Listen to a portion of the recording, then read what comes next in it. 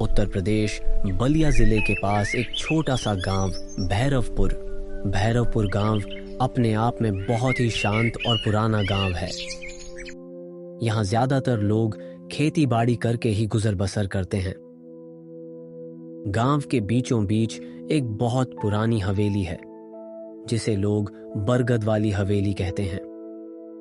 हवेली के सामने एक सैकड़ों साल पुराना बरगद का पेड़ है जिसकी जड़ों में हमेशा लाल चुनरी और नींबू मिर्च बंधी रहती है। गांव वालों का मानना है कि उस हवेली में कोई अधूरी आत्मा रहती है। दिन में तो वह हवेली सामान्य दिखती है, लेकिन जैसे ही अंधेरा छा जाता है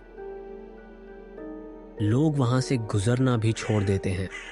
कहते हैं रात को वहां औरत की रोने की आवाजें आती हैं, पायल की छन छन सुनाई देती है और बरगद की जड़ों से किसी के खून टपकने जैसा एहसास होता है।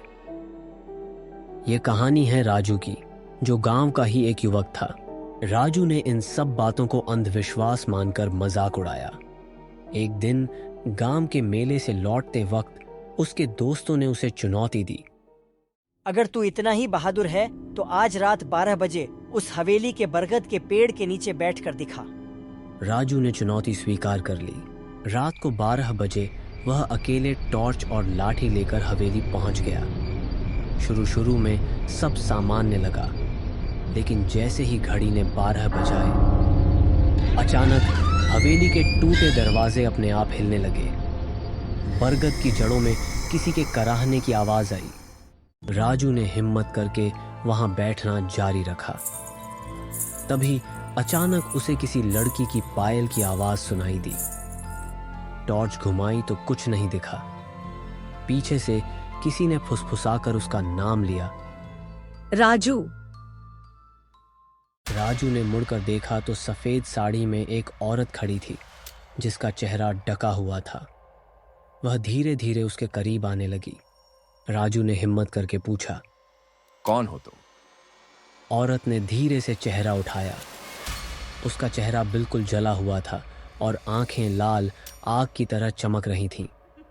वह जोर जोर से हंसने लगी। राजू डर के मारे भागने लगा, लेकिन जितना भी भागता बार बार उसी हवेली के सामने लौट आता।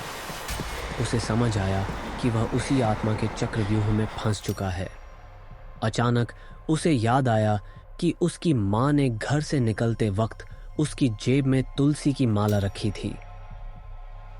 राजू ने कांपते हाथों से माला निकाली और जोर से हनुमान चालीसा का पाठ शुरू कर दिया। जैसे ही उसने चौपाई दोहराई और वह औरत चीखते हुए धुएं में बदल गई। राजू बेहोश होकर बरगद के नीचे गिर पड़ा।